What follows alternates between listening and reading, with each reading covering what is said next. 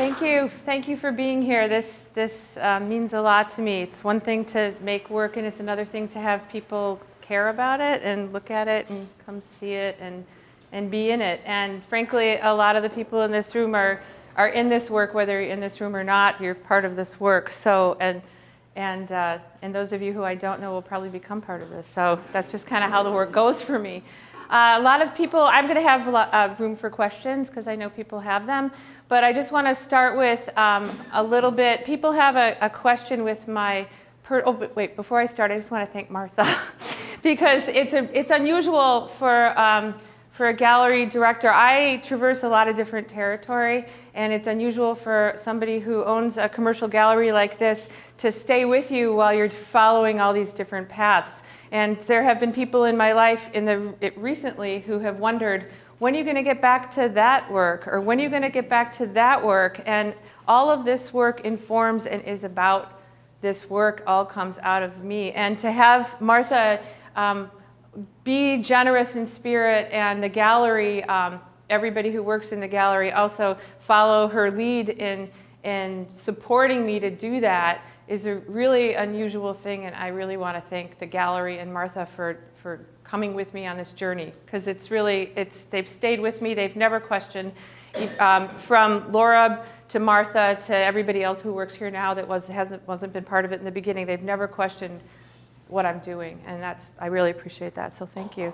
Yeah, it's a really special role. People are asking questions about how I got here and where the fiber work comes from. So I'm going to start, instead of take you like from baby to now, I'm going to start with that. So, and it actually also ties into the community collaborative practices that I'm doing with Gather, Make, Shelter and what I've done in Africa.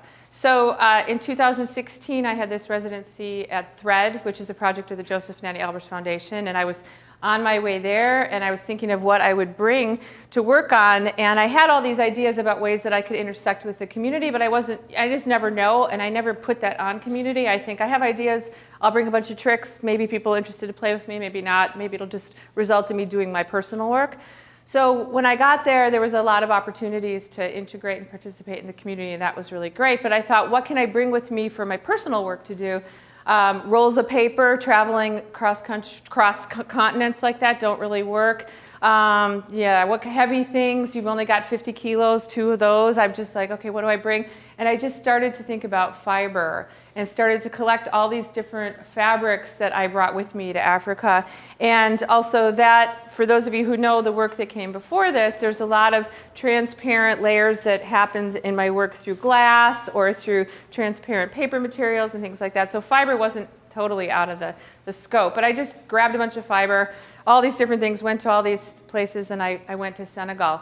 Well, then I wind up in a room that is surrounded by Annie Albers' original prints, Joseph Albers inspired brickwork in the building. It's an architecture of Toshiko Mori, was the pro bono architect, amazing Japanese architect that took, you guys can look it up online, it's thread.senegal.org. They took the Albers aesthetic, they combined it with techniques from West Africa, and also she can't help but be the Japanese person that she is, and made this incredible place. So all this is seeping into me, and all the West African fibers and all that happening. So it just was a natural kind of thing for me to do. Well, the first thing that happened, and I didn't know that this was going to happen, was I was there right when Trump got elected. And the night before the election, I was hanging out with a bunch of the visiting artists, and we had been having this great time together. And they said, what are you going to do if tomorrow you wake up and he's elected? I'm like, it's not happening. That's just not part of what's going to happen. And they said, well, it's possible. Like, what are you going to do? And I said, that doesn't happen. And so the next morning, the director, who at this point I had become fast friends with, came to me with a look on his face as if someone died. And he has a small baby, and when I saw his face, I thought, oh no, I hope Muhammad is alive. And he had this look on his face, and I said, what? And he said, Trump. And I said, no. I mean, we have Chads. There's like all kinds of things, that can, like there's like all kinds of things happen. He said, no, really, this really happened. And I just lost it. I just lost it. I was so far away and so far away. And I just thought, whoa, I don't know what to do with this.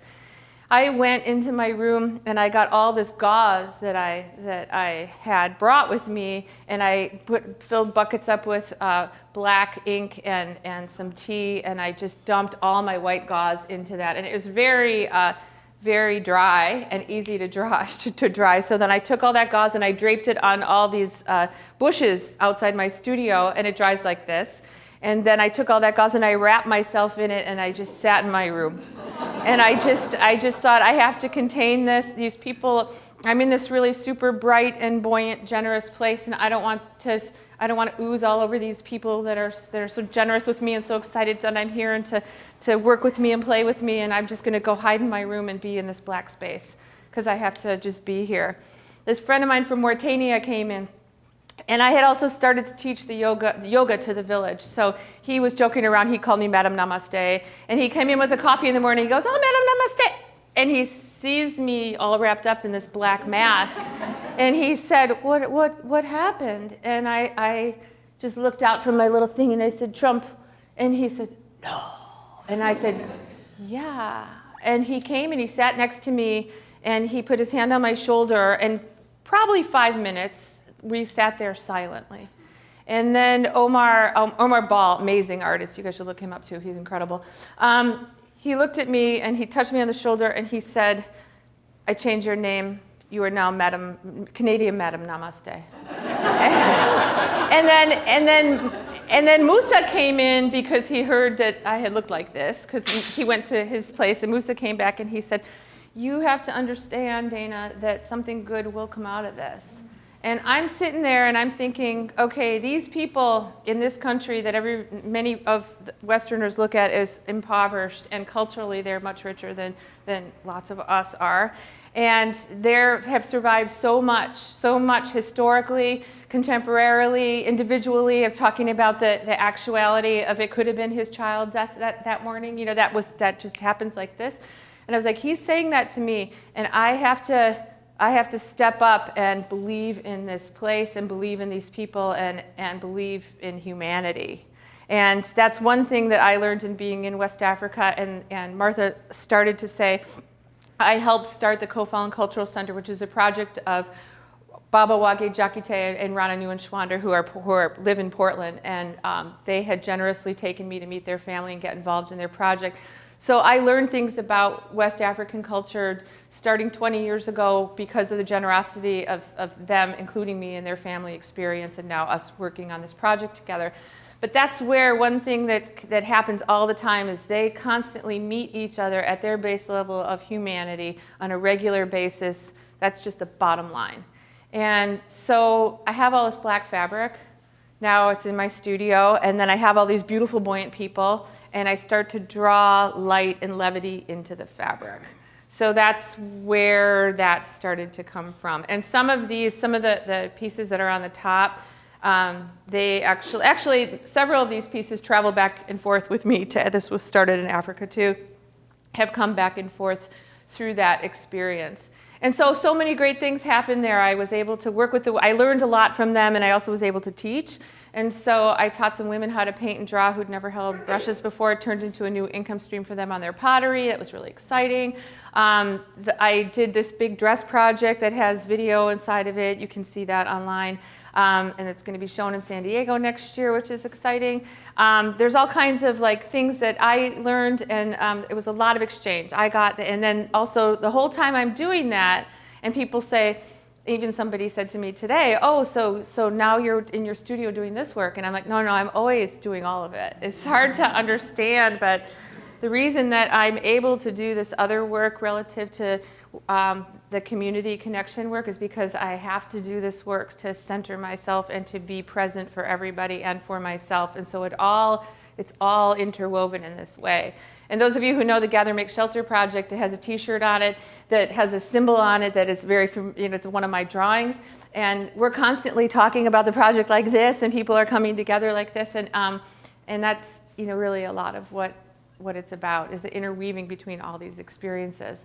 So when I came back from Senegal the first time I encountered our city in the winter right after the election. So I came back in late January after that, and it was really harsh. It was really harsh. No matter who people voted for, everybody was super negative. There was all this negativity everywhere, from the people in my house to the grocery store, waking up in the morning saying, have you heard the latest about this and the latest, and it just, and I thought, I don't want to stay here. I hate Portland. I hate what's happening. I hate all this, the fact that we have all these people on the street. I hate. And I was like, I have so much love in my body and in my heart, and all of a sudden it turned into hate when I got home, and it turned into all this negative, and I came home so full of joy, and then just boom.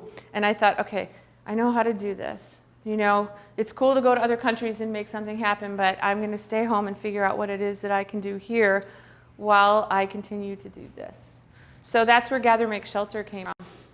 And that's a longer story that you'll hear the next show in June, which Martha indicated is a really cool thing. The Gather, Make, Shelter project is alive and well, and is almost 3 years old now, and was built through the generosity of individuals in Portland. And now individuals and businesses and individual hearts and minds and bodies doing many, many things together. And it's really very exciting. So there's postcards up there. Our website is on that.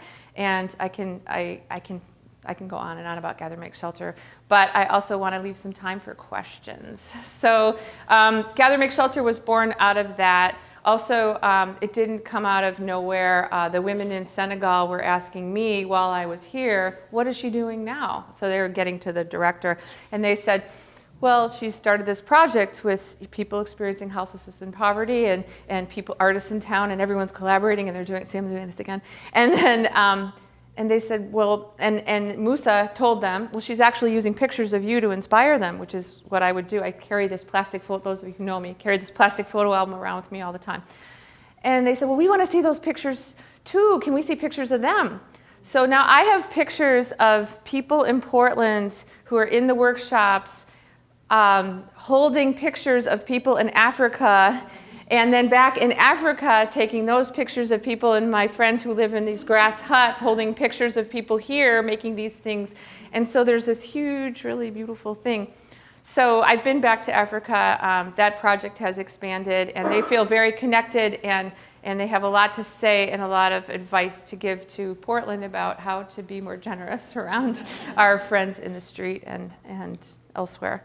So I think I'll open it up to questions at this point. Susan? When you say advice to give, what would that be? When I what? You just said, and they have a lot of advice to give people in Portland. Oh, yeah. Like this. Right. How would you? Well, so an example of that is one of the things that I did in Senegal was I worked with these women, and I made this gigantic dress out of rice sacks, and they led the video, the content that's embedded in the bodice of the dress, which is all about the strength and tenacity with which women and children move around the world there. And I wanted to exemplify the connectivity between a little bit better. You say, hi, Anne, nice to see you, and hi, nice to see you, and then you pass. And then if you know somebody a little bit better, hey, Willa, how did you sleep last night? Did you sleep okay? And then it's like, hey, so Julie, can you tell me how your goats are doing? So it goes a little bit deeper like that. So when I would talk to my friends in my workshops and I would explain this to them, and I would say, so you never pass somebody on the street. So part of it is, I don't want everybody to be invisible. I want us all to meet each other at our base level of humanity on a more regular basis. And actually, I am honored and happy that people are really coming along with that. One of my friends in the workshop who's currently experiencing houselessness was on a bus, and they were wearing a t-shirt, Gather, Make, Shelter t-shirt. And we had this big celebration at Pioneer Courthouse Square. Many of you will probably know about it. And this person came up to them and said, hey, you work on that project? And And she said, yeah. And she said, those people don't talk to me usually, you know. And he said, what did you do on that project? I'm a painter, she said. And he said, oh, well, she said, well, what did you do on the project? He goes, oh, I didn't work on it, but I ran it. I just was running by Pioneer Courthouse Square. You guys had that show, and I saw all those beautiful ceramic bowls. And she said, did you buy one? And he said, well, actually, I did buy one. And he said, yeah, and I heard some poetry, and I had some food, and he came, do you mind if I sit with you? So he sat down next to her on the bus, and she said, oh, okay, you know, and then she said it was a little awkward at first, but I realized I'm an ambassador because I tell everybody, no matter who you are, homage to them, the first 600 people. And what I wanted to do was, and it's just for me, it was like draw the delicacy in a delicate way, just honoring their soul, and then also have this shadow play come in the background where I'm not judging them. We intersect where we intersect, and we were able to do this thing together, and they're able to be whoever they need to be, and that's the shadow. And then when it's listed as the contents of what's in here, you know, it's like cloth and ink and shadow. You know, it's very much a part of it. So I don't mind sharing that story. I feel like that's a good one, you know, to share. Carl? Can you tell us a little bit about the technique that you used to create these pieces? Yes, I can. And also I need to, and I don't think she's in the room, but hi, Mark. Dakota Fitzhugh is my studio assistant and became my studio assistant for this project, and she's a really great sewer, and she's a lot of other really amazing things too. So I drew all these, I cut out all these squares, and then I drew all the shapes, and then I used an X-Acto knife to cut out all of the individual pieces like that. And then I also got some help with that. So I had a couple assistants. We were doing this together like that. And then we sewed these pieces to get together. Dakota put these together like that. So I spent a lot of time at the fabric stores trying to figure out exactly like which. I mean, there were several different incarnations. So that's physically how it was made. It's made out of something that hat makers use called buckram. It's very starched cotton.